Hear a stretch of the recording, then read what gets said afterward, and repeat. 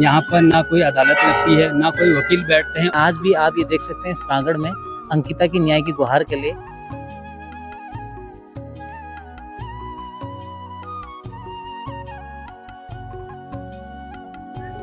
नमस्कार दोस्तों, आज हम पहुंचे हैं चितई गोल में और गोलजू का ये पावन दरबार अपनी महिमा के लिए अपरंपार रूप से जाना जाता है। और इस बात को सरलता सहजता से अगर हम समझे तो इस मंदिर के प्रांगण में आप एक बार जरूर आइए और यहाँ पर चढ़ी हुई घंटियां और चिट्ठियां वो बताती हैं कि गुरु देवता का जो पद है वो लोगों के मन में किस प्रकार विराजमान है। और गोलजू की महिमा यही नहीं थमती है और बताया जाता है कि हमारे उत्तराखंड में जब भी किसी न्याय के रूप में अगर कोई न्याय की गुहार लगाता है तो सबसे पहले गोलजू के दरबार में आता है।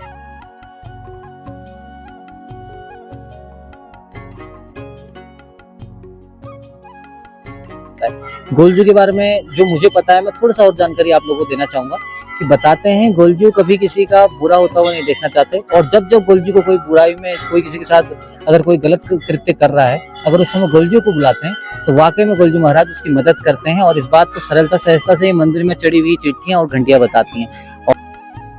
और यहीं पे एक मैं पहले भी गोलजू के दरबार से बहुत पहले से जुड़ा हुआ हूँ और मुझे बहुत ज्यादा अच्छा इसलिए यहाँ पे लगता है कि आज भी लोग न्यायपालिका के साथ साथ गोलजू महाराज पे भरोसा करते हैं। हमारी उत्तराखंड की बेटी अंकिता जो भी आज भी न्यायालय में गुहार लगा रही है। अंकिता भंडारी हत्याकांड में आखिरकार सुनवाई पूरी हो चुकी है। अदालत 30 मई को अपना फैसला सुनाएगी। न्याय कैसा मिलता है इस पर विशेष नजर रहेगी। अंकिता की न्याय की गुहार के लिए एक चिट्ठियां और बहुत सारे प्रपत्र यहाँ पे लगे हुए हैं।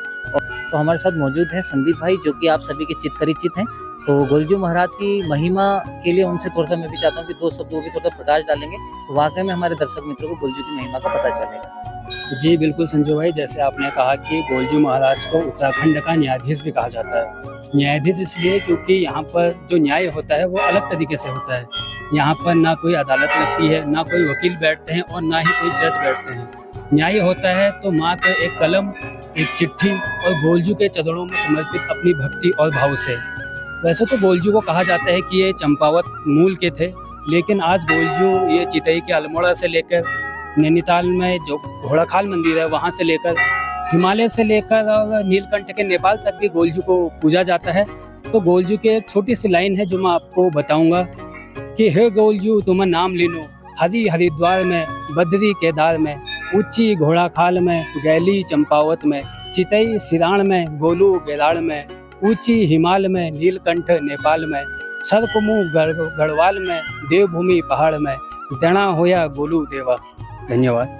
तो काफी शानदार तरीके से हमारे संदीप भाई ने सरलता सहजता के साथ गोलजू की महिमा का जिक्र आप सभी लोगों के मध्य किया। और वाकई में गोलजू की बराबर मतलब उनके बराबर न्यायकारी देवता हमारे उत्तराखंड में कोई नहीं माना जाता। और अभी मैं यहाँ पे देख रहा था कि यहाँ पे हमारे भारतवर्ष से तो लोग आ रहे हैं और विदेशी मित्र भी यहाँ पे आ रहे हैं और वो भी चिट्ठियां लिखना यहाँ पे पसंद कर रहे हैं और वो यहाँ पे अपनी गुहार लगा रहे हैं कि उन्हें न्याय मिले। और वाकई में कि दिव्य दरबार हमेशा हम कह सकते हैं कि हमारा जो उत्तराखंड है ये देवों की भूमि है। और यहाँ पे समय समय पर बहुत सारी चीजें ऐसी होती हैं कि जो वाकई में देवों पर भरोसा करती हैं। और न्याय के लिए हमारे गोलजू को पूरे उत्तराखंड में नहीं पूरे भारतवर्ष में जाना जाता है। और वाकई में गोलजू की महिमा आप सभी भक्तों पर बनी रहे। आगे मिलेंगे और रोचक तथ्यों के साथ, हमारे साथ बने रहेगा। बहुत बहुत धन्यवाद।